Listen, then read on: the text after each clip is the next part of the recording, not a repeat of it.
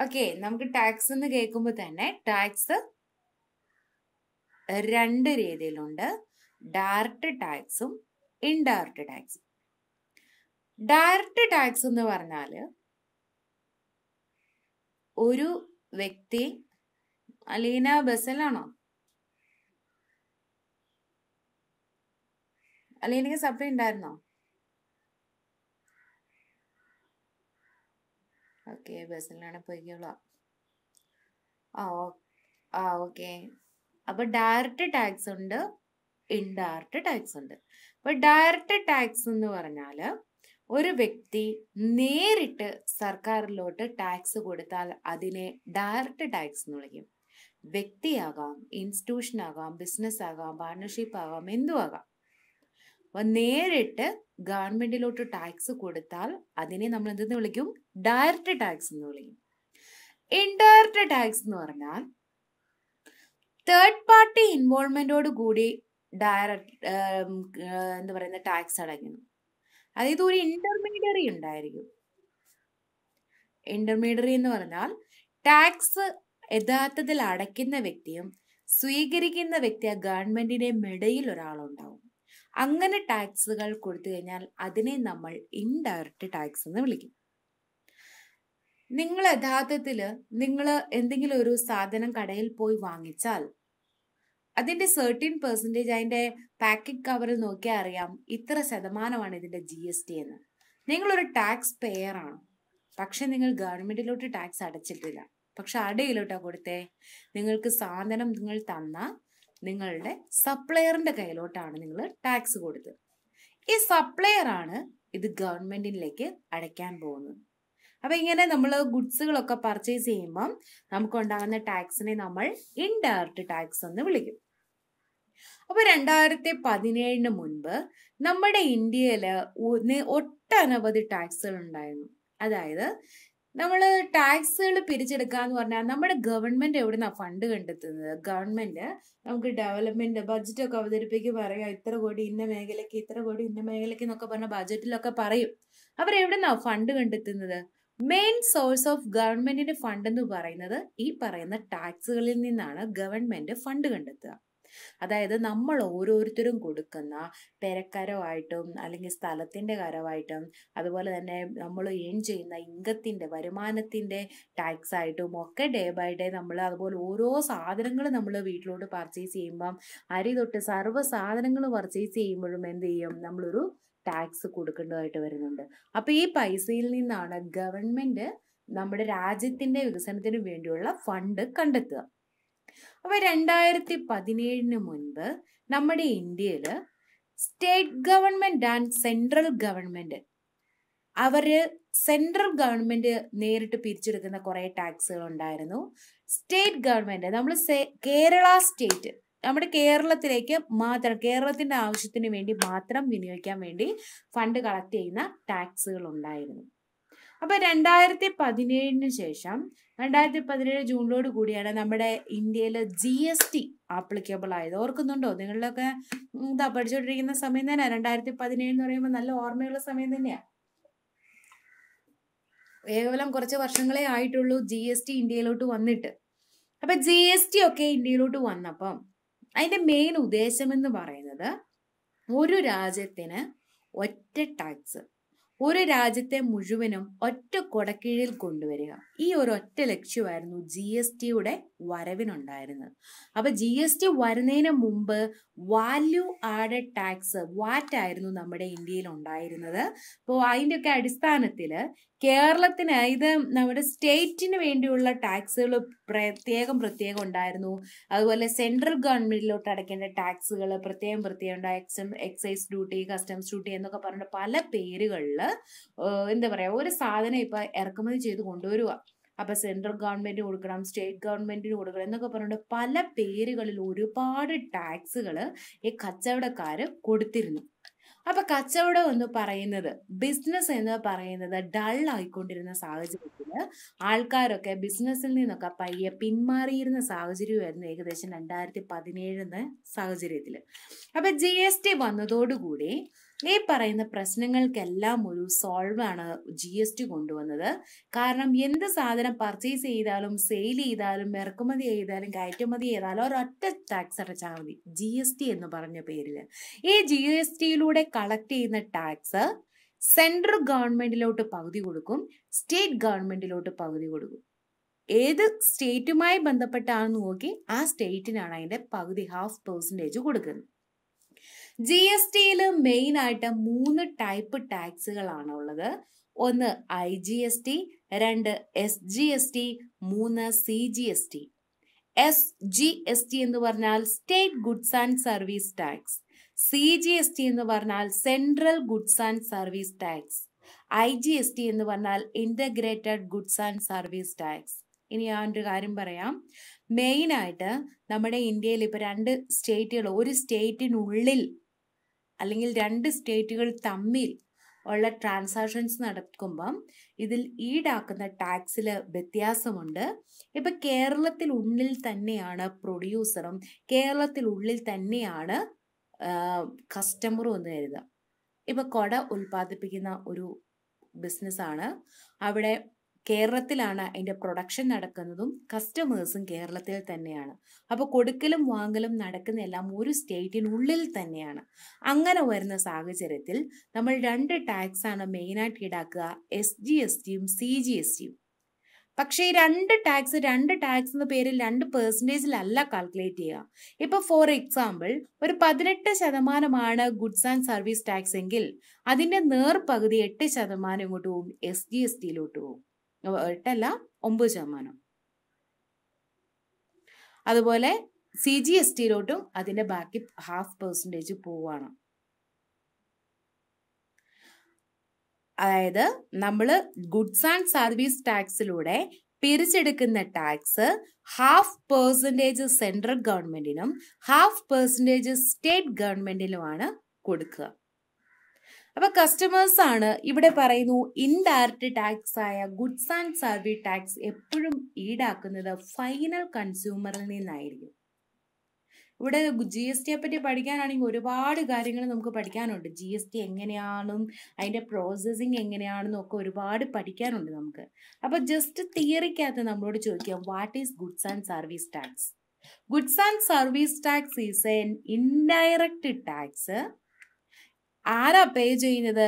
Final consumer ആണ് ഇത് പേ of ചെയ്യുന്നത്. ഗുഡ്സ് ആൻഡ് സർവീസ് ടാക്സിനകത്ത് മെയിൻ ആയിട്ട് 3 ടൈപ്പ് ടാക്സുകളാണുള്ളത്, IGST, SGST, CGST. ഒരു സ്റ്റേറ്റിനുള്ളിൽ തന്നെയാണ് ട്രാൻസാക്ഷൻ നടക്കുന്നത് എങ്കിൽ പ്രൊഡക്ഷനും പർച്ചേസിങ്ങും ഒരു സ്റ്റേറ്റിനുള്ളിൽ വിത്തിൻ ദി സ്റ്റേറ്റിൽ തന്നെയാണെങ്കിൽ അവിടെ SGSTയും CGSTയും ആയിരിക്കും ഈടാക്കുക.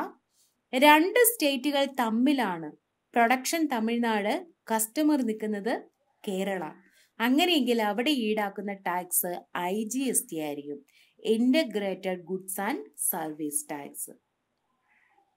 ഈ GST വന്നതോടുകൂടി ഇന്ത്യയിൽ ഒട്ടാകെ ഒരൊറ്റ ടാക്സ് കൊണ്ടുവരാനും, GST വരുന്നതിന് മുൻപ് ഇന്ത്യയിൽ ഒട്ടനവധി ടാക്സുകൾ ഈടാക്കിയിരുന്നുവെന്നും അതിൽ ബിസിനസ് എന്ന് പറയുന്ന ബിസിനസ് കച്ചവടക്കാരെ സംബന്ധിച്ചിടത്തോളം അത് അവർക്ക് ഒരുപാട് ഓവർ ബേർഡൺ ആയിക്കൊണ്ടിരുന്നു. അതായത് പല പേരുകളിൽ ഇവർ ടാക്സ് അടയ്ക്കേണ്ടതായിട്ട് വന്നു. GST വന്നതോടുകൂടി ഗുഡ്സുകൾ പർച്ചേസ് ചെയ്യുകയും സെയിൽ ചെയ്യുകയും ചെയ്യുന്ന സമയത്ത് ഈ പറയുന്ന ഒരൊറ്റ ടാക്സ് മാത്രമാണ് ഈടാക്കുക. ആ ടാക്സ് എപ്പോഴും പേ ഓഫ് ചെയ്യുക, അത് പിരിച്ചെടുക്കുന്ന എവിടെ നിന്നായിരിക്കും? ഫൈനൽ കൺസ്യൂമറിൽ നിന്നായിരിക്കും. ഇനി ഇതിനകത്തൊരു input tax and output tax എന്ന് കൊടുത്തിട്ടുണ്ട്. ഇൻപുട്ട് ടാക്സും ഔട്ട്പുട്ട് ടാക്സും. ഇൻപുട്ട് എന്ന് പറഞ്ഞാൽ എന്താ? ഇൻപുട്ട് ചെയ്യാന്ന് പറഞ്ഞാൽ എന്താ? ഇങ്ങോട്ട് കിട്ടി, കൊണ്ടുവന്നു എന്നർത്ഥം. ഇൻപുട്ട് ടാക്സ് എന്ന് പറഞ്ഞാൽ അതുപോലെ തന്നെ പർച്ചേസിങ്ങിന് നമ്മൾ കൊടുക്കുന്ന ടാക്സ്, GST പേഡ് ചെയ്യുന്നതിനെയാണ് നമ്മൾ ഇൻപുട്ട് ടാക്സ് എന്ന് വിളിക്കുക. അടുത്തത് ഔട്ട്പുട്ട് ടാക്സ് ആണ്.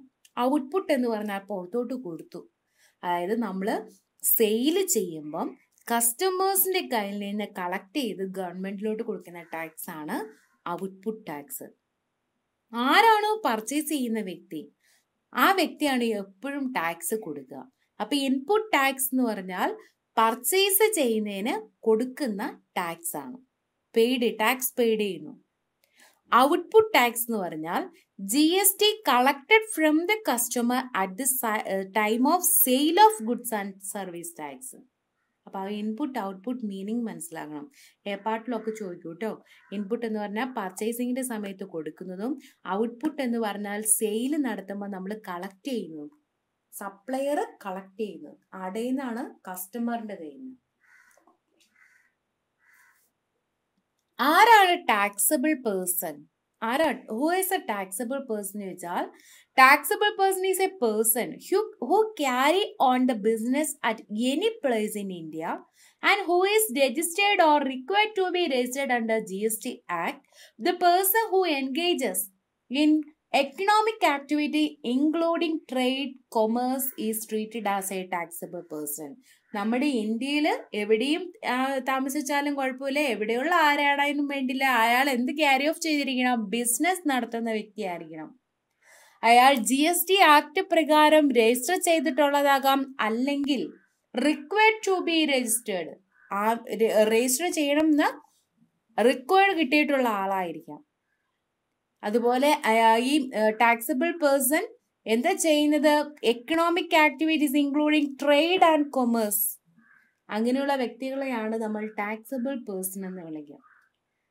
Taxable person is a person who carries on business at any place in India and who registered or required to be registered under GST Act.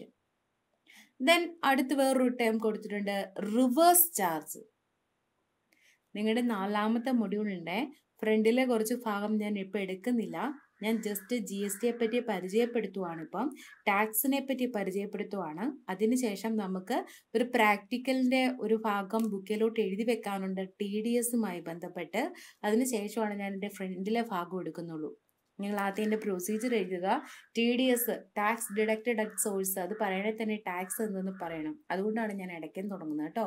പുസ്തകമുള്ളവർ ഒരു 2-3 page കഴിഞ്ഞതിന് ശേഷമാണ് GSTയെ പറ്റി കൊടുത്തിട്ടുള്ളത്. ദെൻ അടുത്ത് വേറൊരു കാര്യം കൊടുത്തിട്ടുണ്ട്, റിവേഴ്സ് ചാർജ്. സാധാരണ രീതിയിൽ ഗുഡ്സ് ആൻഡ് സർവീസ് ടാക്സ് ആരാ എപ്പോഴും കൊടുത്തുകൊണ്ടിരിക്കുന്നത്? ഫൈനൽ കൺസ്യൂമർ ആണ്. ഈ ഫൈനൽ കൺസ്യൂമർ നേരിട്ടല്ല ഒരിക്കലും ഗവൺമെന്റിലോട്ട് ടാക്സ് അടയ്ക്കുന്നത്. ആര് മുഖേന അടയ്ക്കുന്നത്? സപ്ലയർ മുഖേനയാണ്. കൺസ്യൂമർ സപ്ലയറിനെ ഏൽപ്പിക്കുന്നു ടാക്സ്, ആ ടാക്സ് ആണ് സപ്ലയർ ഗവൺമെന്റിലോട്ട് കൊടുക്കുന്നത്. അതുകൊണ്ടാണ് അതിനെ ഇൻഡയറക്റ്റ് ടാക്സ് എന്ന് വിളിക്കുക. എന്നാൽ റിവേഴ്സ് ചാർജ് എന്ന് പറഞ്ഞാൽ ഇവിടെ റിവേഴ്സ് ചാർജിനകത്ത് റെസിപ്റ്റന്റ് ആരാണോ അയാൾ നേരിട്ടായിരിക്കും ഗവൺമെന്റിലോട്ട് ടാക്സ് അടയ്ക്കുക, സപ്ലയർ ആയിരിക്കത്തില്ല. റിവേഴ്സ് ചാർജ് എന്നാ പറഞ്ഞത്.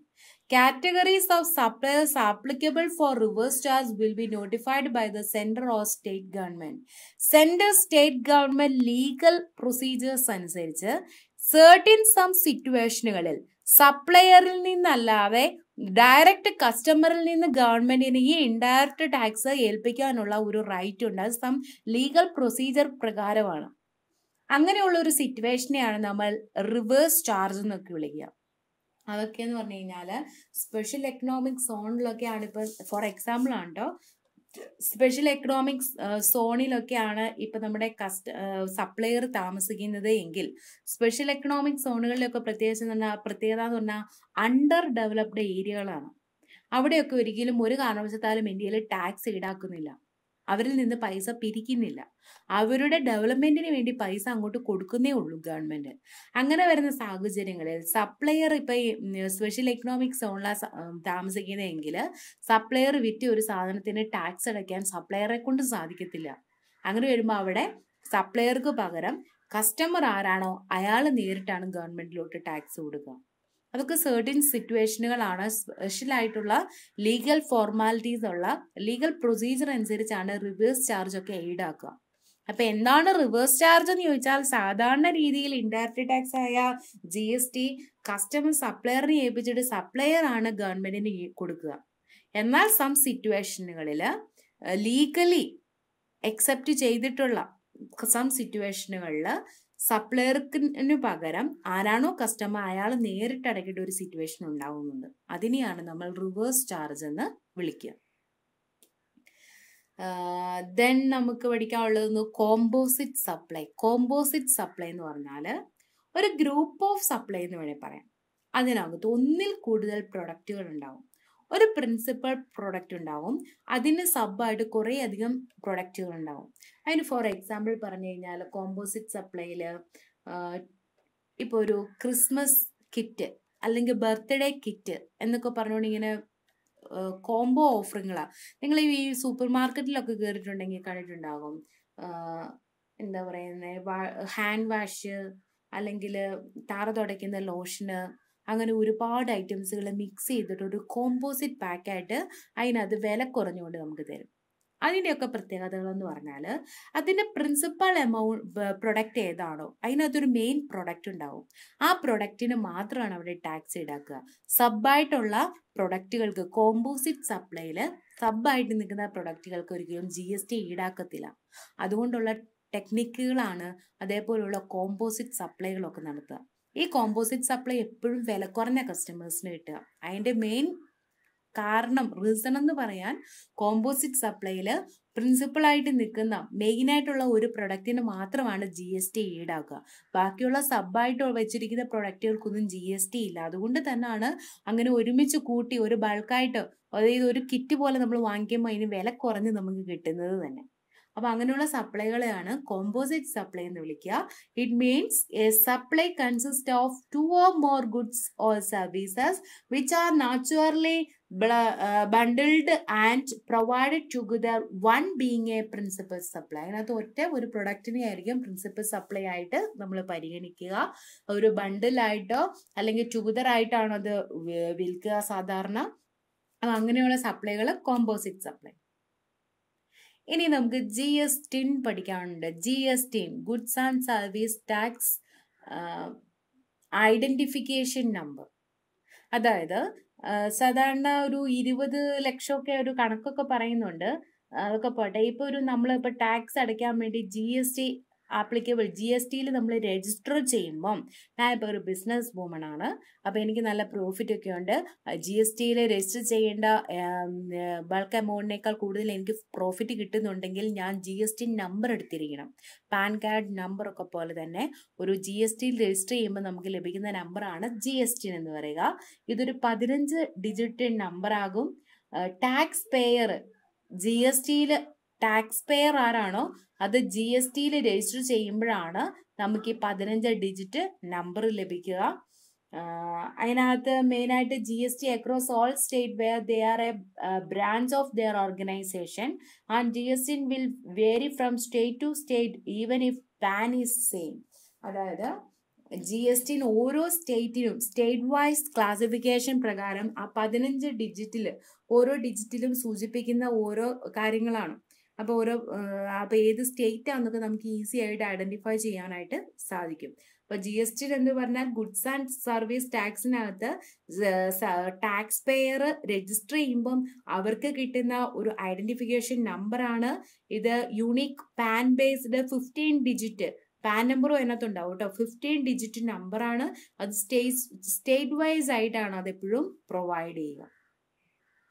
ദെൻ HSN കോഡ് ഉണ്ട്. HSN code harmonised system of nomenclature എന്ന് പറയും. HSN code harmonised system of nomenclature is a internationally accepted method of naming, classifying and identifying the product. അത് internationally ആണ് അതിന് ആ കോഡ് കൊടുത്തിരിക്കുന്നത്. അതായത് ഇവ നമ്മൾ GST ഈടാക്കുന്നത് 0% ടാക്സ് അടയ്ക്കേണ്ട പ്രൊഡക്റ്റുകളുണ്ട്, 5% ഉണ്ട്, 12 ഉണ്ട്, 18 ഉണ്ട്, 28 ഉണ്ട്. അങ്ങനെ പല ക്ലാസിഫിക്കേഷൻ GSTക്കകത്ത് വരുന്നുണ്ട്.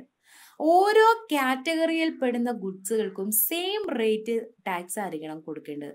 അപ്പൊ ആ കാറ്റഗറിയെ ഐഡന്റിഫൈ ചെയ്യാൻ വേണ്ടി പ്രൊഡക്റ്റിന്റെ സ്വഭാവം അനുസരിച്ച് പ്രൊഡക്റ്റുകൾക്ക് ഇന്റർനാഷണലി ആയിട്ട് പ്രൊവൈഡ് ചെയ്യുന്ന ഒരു കോഡാണ് HSN കോഡ്. ഈ HSN കോഡ് പ്രകാരം നമ്മൾ ഈ HSN കോഡ് ഓരോ പ്രൊഡക്റ്റിന്റെയും HSN കോഡാണ് നമ്മൾ സിസ്റ്റത്തെ അടിച്ചു കൊടുക്കുക. അപ്പൊ HSN കോഡ് അടിച്ചു കൊടുക്കുന്നതേ ആ കാറ്റഗറിയിൽ പെടുന്ന പ്രൊഡക്റ്റുകൾക്ക് എത്ര ശതമാനമാണ് GST എന്ന് ഓട്ടോമാറ്റിക്കലി നമുക്ക് വരും. അപ്പൊ അത് ഇന്റർനാഷണലി ഗുഡ്സുകളെ ഐഡന്റിഫൈ ചെയ്യാനും ഗുഡ്സുകളുടെ നെയിമിങ്ങും ക്ലാസിഫയിങ്ങുമാണ് HSN കോഡിലൂടെ ഉദ്ദേശിക്കുക. ഇപ്പൊ ഓരോ കാറ്റഗറിയിൽ പെടുന്ന ഗുഡ്സുകൾക്കും സെയിം ആയിട്ടുള്ള GST ഈടാക്കാൻ വേണ്ടിയിട്ടാണ് ഇതേപോലുള്ള കോഡുകളൊക്കെ നമ്മൾ കൊടുക്കുക. അപ്പൊ HSN കോഡ് എന്ന് പറഞ്ഞാൽ ഹാർമണൈസ്ഡ് സിസ്റ്റം ഓഫ് ന്യൂമിക്കൾച്ചർ ആണ്. It is internationally accepted method of naming, classifying and identifying the products എന്നാണ് പറയുക. അപ്പൊ നമ്മൾ ഇന്ന് GST എന്താന്ന് പറഞ്ഞു. Input tax, output tax, IGST, SGST, CGST, taxable person ആരാണ്, റിവേഴ്സ് ചാർജ് എന്താണ്, എന്താണ് കോമ്പോസിറ്റ് സപ്ലൈ, എന്താണ് GST, എന്താണ് HSN കോഡ്, ഇത്രയും കാര്യങ്ങൾ നമ്മളിപ്പോൾ പറഞ്ഞു. ഇത്രയും കാര്യങ്ങൾ നിങ്ങൾ നിങ്ങളുടെ പുസ്തകം എടുത്ത് വന്ന് വായിച്ചു നോക്കുക കേട്ടോ.